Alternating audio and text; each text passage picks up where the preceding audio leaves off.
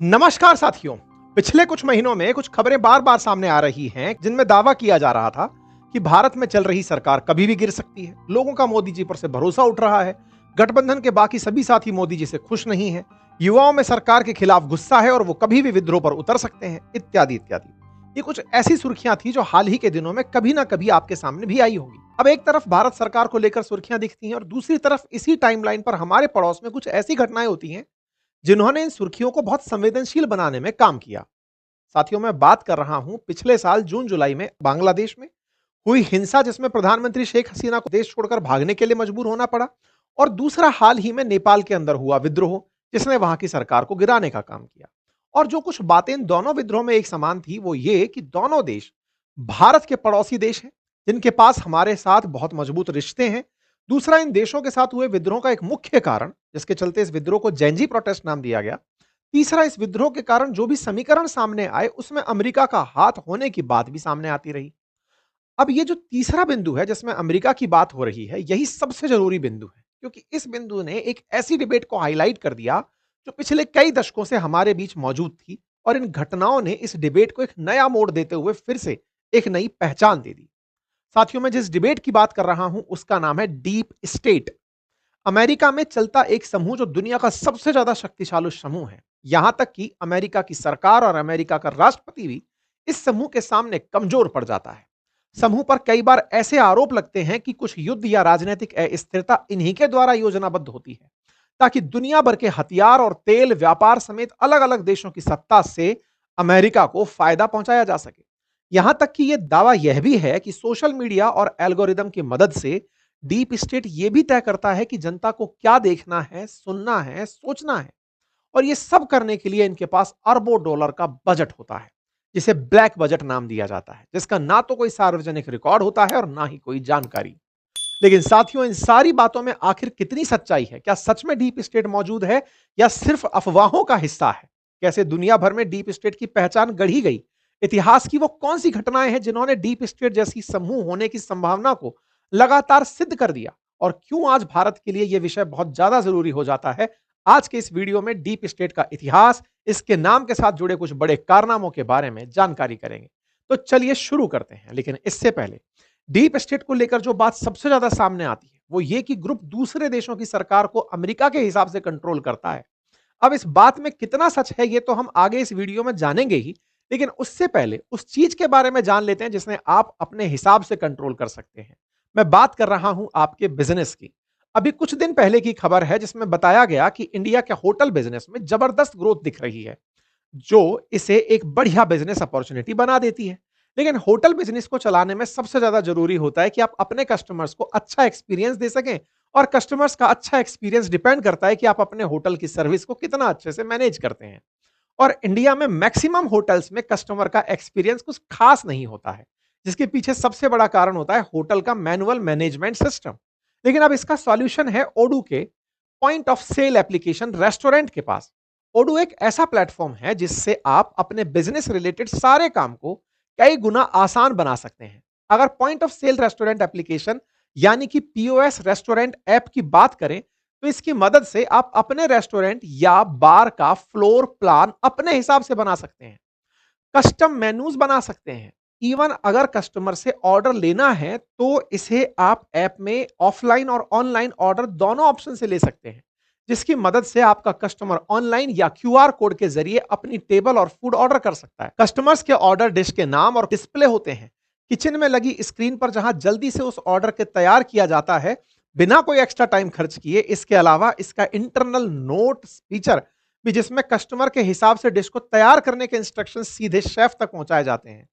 Order management के अलावा आप ओडू से स्टॉक मैनेजमेंट भी बड़ी आसानी से कर सकते हैं। ओडू में क्विक प्रोडक्ट क्रिएटर करके फीचर भी है, जिसमें आप प्रोडक्ट के बार कोड को स्कैन करके प्रोडक्ट की लिस्ट और उससे भी जुड़ी पूरी इंफॉर्मेशन ऐड कर सकते हैं। अगर आपको अपने ऑनलाइन ऑर्डर्स भी मैनेज करने हैं तो भी वो ओडू के इस एप्लीकेशन से हो जाएंगे। कैसे? तो ये ऐप जोमेटो और स्विगी से इंटीग्रेटेड है, तो एक ही जगह सब मैनेज हो जाता है। इवन बिल को एडवांस में प्रिंट करना, बिल को स्प्लिट करना, अलग अलग टैक्सेस को ऐड करना, ये सब भी ओडू के point of sale restaurant application पर होता है। तो देखा आपने, ओडू की एक एप्लीकेशन आपके रेस्टोरेंट या कैफे या फिर बार की बिजनेस मैनेजमेंट को कितना आसान बना सकती है। और इससे भी जरूरी बात है, ओडो की एक एप्लीकेशन हमेशा फ्री रहती है आपके लिए। तो जल्दी से डिस्क्रिप्शन बॉक्स में दिए गए लिंक पर क्लिक कीजिए, अपनी रेस्टोरेंट बिजनेस मैनेजमेंट जर्नी को आसान बनाइए। अब हम अपने टॉपिक पर वापस आते हैं। साथियों, डीप स्टेट की शुरुआत कहां से हुई, ये जानने से पहले मैं आपको चाहता हूं कि आप भारत के पूर्व उपराष्ट्रपति जगदीप धनखड़ जी के उस स्टेटमेंट पर एक नजर डालें जिसमें इस पूरे विषय को गंभीर बना दिया था। बात है पिछले साल दिसंबर की, जब राज्यसभा सत्र के दौरान सदन में विपक्ष के नेता मोदी अडानी भाई भाई के नारे लगा रहे थे। इन नारों के बाद जगदीप धनखड़ जी ने अपने बयान में भारत के अंदर डीप स्टेट के बढ़ते प्रभाव को लेकर चेतावनी दी थी और कहा था कि ये भारत की यूनिटी, सॉवरेनिटी और प्रोग्रेस के लिए खतरा है। अब धनखड़ जी के इस बयान के पीछे कितनी हकीकत है, इसको हम हाल ही में हुई कुछ घटनाओं से समझने की कोशिश करेंगे। लेकिन उससे पहले थोड़ा डीप स्टेट की पूरी कहानी को खंगाल लेते हैं और आखिर ये सब हुआ कैसे और ये कहां यहां तक पहुंचा, जानते हैं। साथियों, डीप स्टेट की शुरुआत की कहानी जुड़ती है 1950 के बाद हुई कुछ बड़ी घटनाओं से, जिन्होंने अलग अलग देशों की सरकार को गिराया या गिराने की पूरी कोशिशें की। पहली घटना है साल 1953 में हुए ईरान के तख्तापलट की, जिसके लिए अमेरिका की खुफिया एजेंसी CIA और ब्रिटेन की MI6 को जिम्मेदार माना गया। इस ऑपरेशन को TPAJAX नाम दिया गया था। इसका उद्देश्य था ईरान के प्रधानमंत्री मोहम्मद मोसदेक को सत्ता से हटाना। लेकिन क्यों? साथियों, इसके पीछे मोसदेक का एक ऐसा निर्णय था जिसने अमेरिका और ब्रिटेन की चिंता बढ़ा दी थी। ऐसा इसलिए क्योंकि साल 1951 में जब मोहम्मद मोसदेक ने ईरान के तेल उद्योग का राष्ट्रीयकरण किया, तो इससे ब्रिटेन को बहुत नुकसान हो रहा था। क्योंकि 1951 से पहले ईरान का तेल उद्योग British company Anglo Iranian oil company संभाल रही थी, जिससे तेल उद्योग का बड़ा मुनाफा लगभग 84% सीधे ब्रिटेन की जेब में जाता था। लेकिन जब मोहम्मद मोसदेक तेल उद्योग के राष्ट्रीयकरण की बात करने लगे, तो उन्होंने साफ कर दिया कि यह तेल ईरान का है, इसके व्यापार से होने वाले मुनाफे पर भी सिर्फ ईरान के लोगों का हक होना चाहिए, ना कि किसी बाहरी देश का। मोहम्मद मोसदेक के इस फैसले को ईरान की जनता का पूरा समर्थन मिला। तेल उद्योग के राष्ट्रीयकरण से ब्रिटेन को तो भारी नुकसान की चिंता थी ही, इसके अलावा मोहम्मद मोसदेक की नीतियों को लेकर अमेरिका को डर था कि कहीं ईरान सोवियत संघ के साथ ना चला जाए। और ऐसे में मोहम्मद मोसदेक को सत्ता से हटाने की योजना बनाई गई, जिसके लिए CIA ने ईरान में विरोध प्रदर्शन को उकसाया, मोहम्मद मोसदेक के खिलाफ मीडिया प्रचार का सहारा लिया, राजनीतिक अस्थिरता फैलाने के लिए गुप्त ऑपरेशन चलाए। इस पूरे ऑपरेशन में स्थानीय एजेंट और नेताओं को पैसे और समर्थन दिया जाता रहा। परिणाम यह हुआ कि ईरान में तख्तापलट हुआ, जिसके बाद शाह मोहम्मद रजा पहलवी को सत्ता में वापस लाया गया, जो एक तानाशाह होने के साथ साथ अमेरिका और ब्रिटेन के इशारों पर चलने वाले लीडर थे।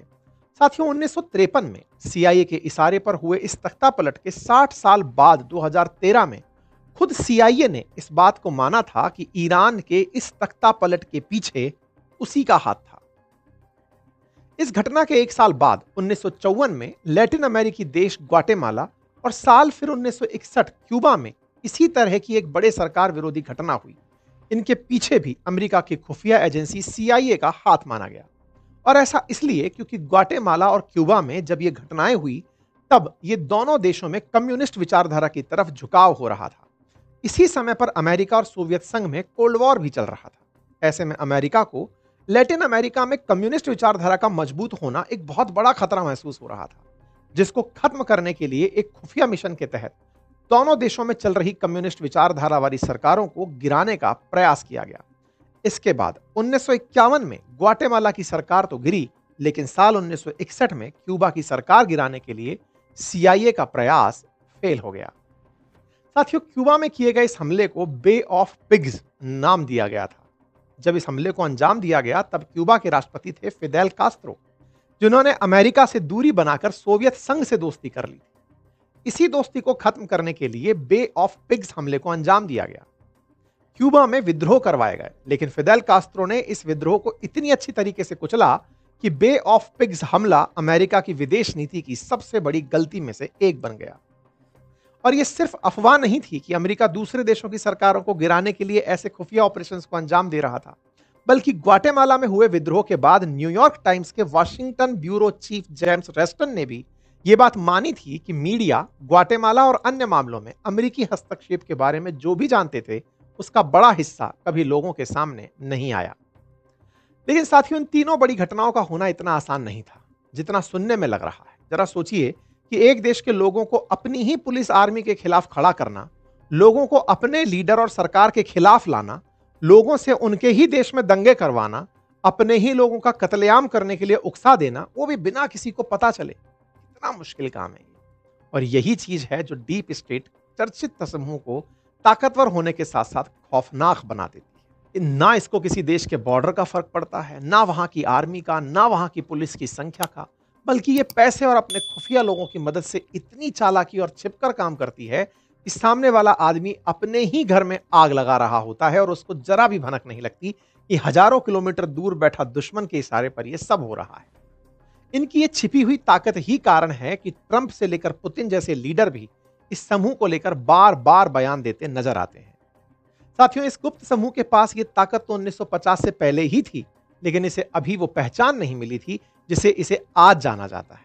क्योंकि इन 3 बड़ी घटनाओं के बाद डीप स्टेट जैसा किसी समूह का नाम लोगों के सामने नहीं आया था, बल्कि ये सब शुरू हुआ 1960 और 70 के बीच, जब अमेरिका के बहुत से गुप्त हस्तक्षेप की जानकारी जनता के सामने आई। और इस जानकारी ने एक बड़े सवाल को जन्म दिया कि आखिर अमेरिका की इस नीति के पीछे अमेरिका की चुनी हुई सरकार है या फिर खुफिया एजेंसियों के अधिकारी।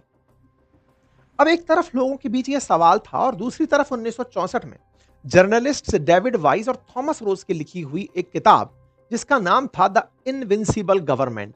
इस किताब में लिखा गया कि अमेरिका में 2 तरह की सरकारें चल रही हैं।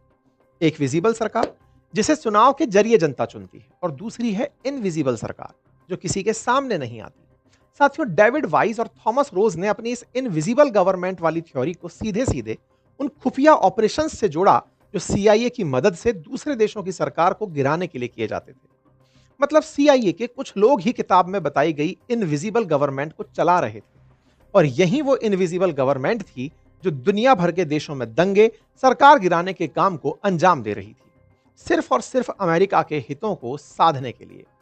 यानी ये कहना भी गलत नहीं होगा, यही वो लोग थे जिन्होंने आज की सुपर पावर अमेरिका की नींव रखी। क्योंकि अगर ये ना होते तो अमेरिका और सोवियत संघ का कोल्ड वॉर कुछ अलग ही परिणाम लेकर सामने आता।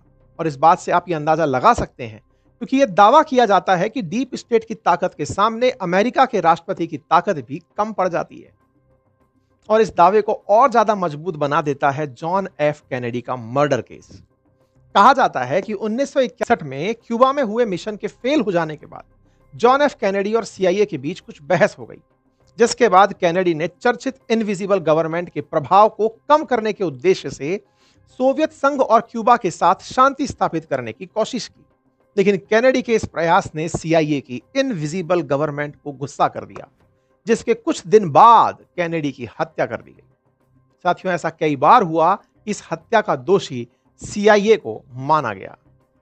कैनेडी की हत्या के अगले साल ही प्रकाशित हुई द इनविजिबल गवर्नमेंट किताब में किए गए दावों के बीच पहली बार डीप स्टेट जैसे किसी समूह के होने की बात सामने आने लगी।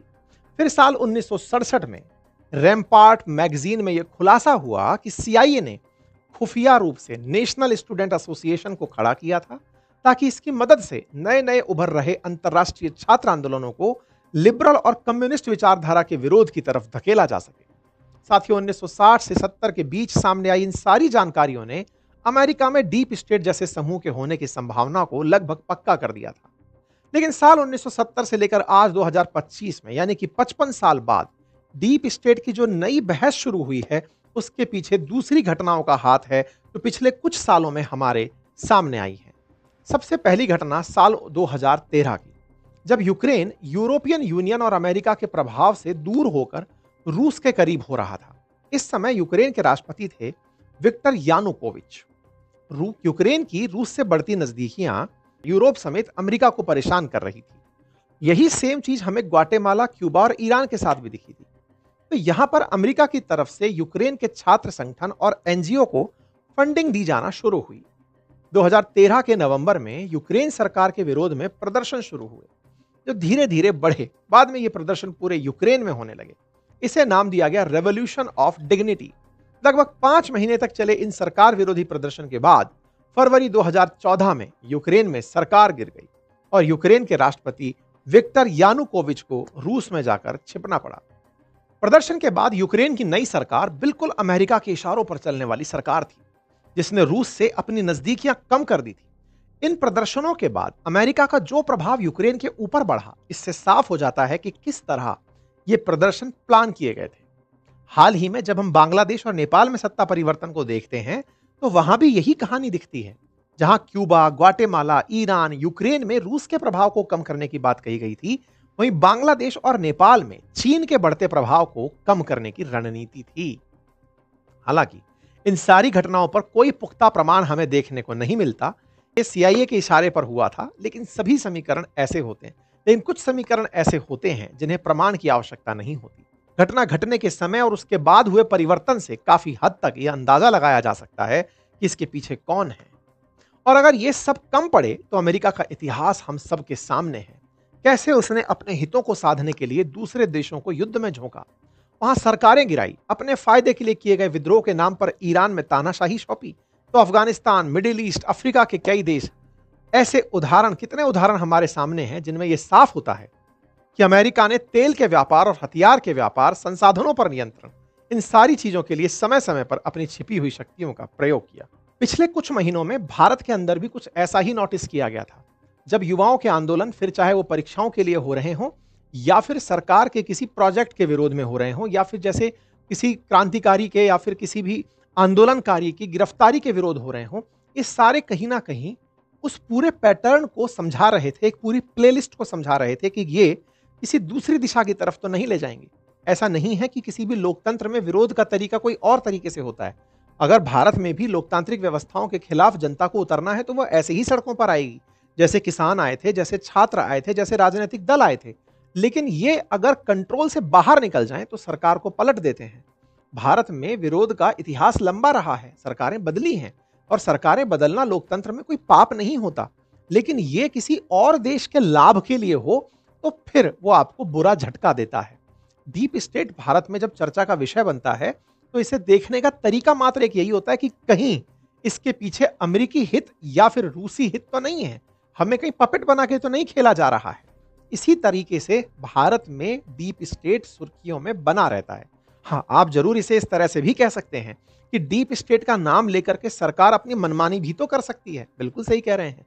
जैसा कि पुलिस का नाम लेकर के बहुत बार अपराधी अपराध कर जाते हैं, बिल्कुल वैसे ही डीप स्टेट का नाम लेकर सरकारें भी अपनी ताकत का मिसयूज कर सकती हैं। लेकिन सच क्या है, ना तो डीप स्टेट के बारे में किसी को पता और सरकारें काम सही में कैसे करती हैं ये भी शायद ही किसी को पता हो। बाकी आप लोग इस विषय पर क्या सोचते हैं, अपनी राय कमेंट बॉक्स में जरूर दीजिएगा। जानकारी पसंद आई हो तो साथियों से अवश्य साझा करिए। चैनल पर नए हैं तो सब्सक्राइब कर लीजिए। बाकी ओडू की लिंक हमने कमेंट बॉक्स में पिन कर दीजिए, एक बार उसको जाकर देख लीजिए। Thank you.